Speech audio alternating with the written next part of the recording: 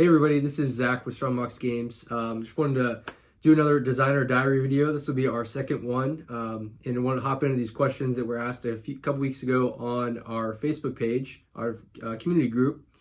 First thing I want to talk about is we have announced our Kickstarter launch date, and it's going to be Tuesday, July 12th. So that's coming up. It's about 40 days away, a little over 40 days away. So if you haven't already, please follow us on our Kickstarter pre-launch page. That helps us to gain some traction on Kickstarter, as well as get a nice gauge on backers or potential backers. So that would be awesome. Definitely go and follow the link in the comments below to find that link. So into the designer diary video. So last time we talked about our backstory, kind of how we came to this process, how we came to the game idea, as well as how long it's taken, and also reasons for choosing mechanics and theme and how those intertwine with each other. I want to answer a couple questions this time. Excuse me, this time. And the first one's from Paul. He asked, what's a darling that we had to kill in our design process? And so what that means is something that we had to get rid of that didn't really add to the overall game, or that was kind of unnecessary, sometimes redundant. And so the first thing that I want to talk about is something that we originally had from the get-go with this process called Masteries.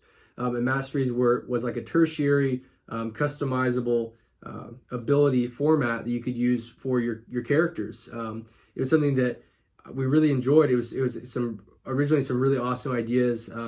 And what essentially what you do is you discard a certain number of cards to activate different abilities among that mastery. Like we had the Mastery of Fire, and the mastery of air, mastery of luck, mastery of battle, things like that, that really were a lot of fun. And it's something that we put on the back burner for maybe some future iterations of the game.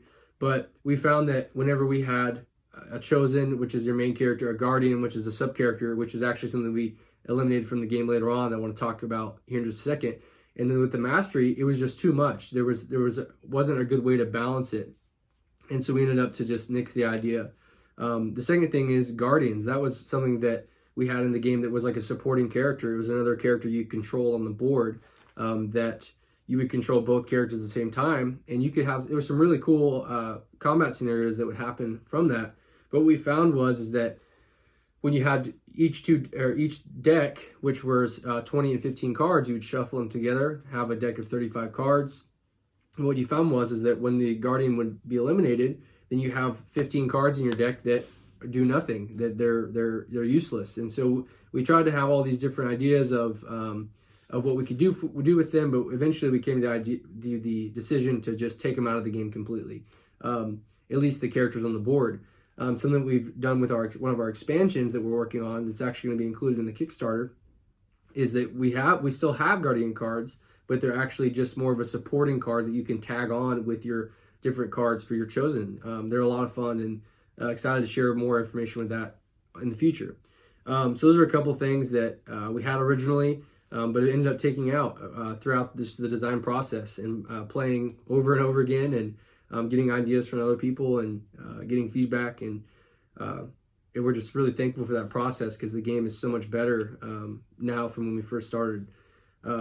Then our second question that I wanted to touch on is TK had asked, what's our process been like with prototypes? This is one that's really, really pretty cool. Our game is card-driven combat, so there's a lot of cards. So the game features over 130 cards. Each character has their own 20-card deck, and as well as some other cards that we use in the game. And very card heavy. So originally I had taken some Rolodex cards I'd found in the back of a closet, and we had written out this really simple idea for just a numbered system for attack and defense, and we had used those, and we had just written on them with pencil and marker, and it was terrible. Worst prototype we ever had. Do not ever use Rolodex cards for a prototype for cards. If you're not familiar with Rolodex, they have like a little notch at the top of the card, and you can't shuffle or do anything with them. But it worked. It was something that we learned not to use them, and also we learned kind of how to proceed with the game. Then Ben, who's a multi-talented individual, and he's pretty much our in-house graphic designer for the process. He took our original idea and made these in, I believe, CAD, which he built this little border, which is what we use to play later on in our second prototype. And then after many months of this format, once we started to get some art, we were able to use this format. So what we would do, we'd take the art, we'd put it all on some simple paper, we'd print off at Staples, cut them out, then we put them in a card sleeve along with a just a regular playing card. Bought these at Dollar Tree. So because we would use so many, we had so many prototypes, you know, we would do a cheap version, but as well that would work. So later on, a little bit after we had started doing this process, we actually went into Tabletop Simulator, and Tabletop Simulator is a fantastic resource for game design. It's on the computer, and you could just put in your assets onto customizable pieces and customizable cards, and you could just play with people all over the world really fast. A lot of fun. And so eventually we came to this is our current prototype, and these are what the cards are going to look very similar to this in the final version of the game. But they have each keeper gem on the back, and they turned out really awesome. Cassidy Branch, our artist, did a really great job. Another really cool thing I wanted to touch on the prototypes is here's some of our standees that we did. We just got some hot glue and some chipboard and some paper and made these little guys. Here's the assassin, Velia the assassin. She is awesome. And we would take these and use them on the board. Now the base game of Mantle of the Keeper is going to come with standees, and this is somewhat going to be like what they're going to look like, but they are subject to change. The shape and different things might change, and as well as design. But this is what we have now. And also on the deluxe version of the game or an add-on, you can get miniatures.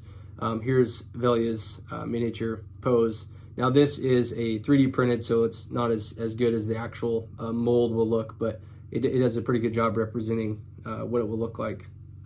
Another awesome thing looking back at is our map tiles. So we would take some poster board, get a little grid on there, and this is what we play on. So we take our little standees and move around the board here. And eventually, once we got Cassidy to do our awesome work, she's did a phenomenal job with these map tiles. These are called rim tiles. These just turned out so great, really thematic, and awesome job on that.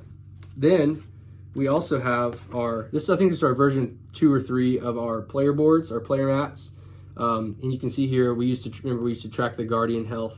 So this was very rough, but it did the job for the time. And this is what we're looking at now. These are our current boards. They have all our favorabilities down here, our health, your favor track, and it's just a little helpful guide there. And on the back here is our stats, play styles, just little player tips and backstory. But just it's so cool getting to see how far we've come. And I don't have those original Rolodex cards. I threw them away because they were so bad. But just been so cool to get to see this process. But thanks again, guys, for this video, for watching the video. Very thankful that we have this awesome community who's been such an instrumental part in our process for making Mantle of the Keeper. Just wanted a reminder, we're going to Kickstarter June 12th. If you haven't already, please follow us on Kickstarter, help gain us some traction. And just thanks again, guys. It's going to be a lot of fun getting the Kickstarter and getting the game to you guys. We're so excited to make it a reality. Hope you guys have a great weekend. Play some awesome games. Stay awesome. Love others. Happy gaming. Bye-bye.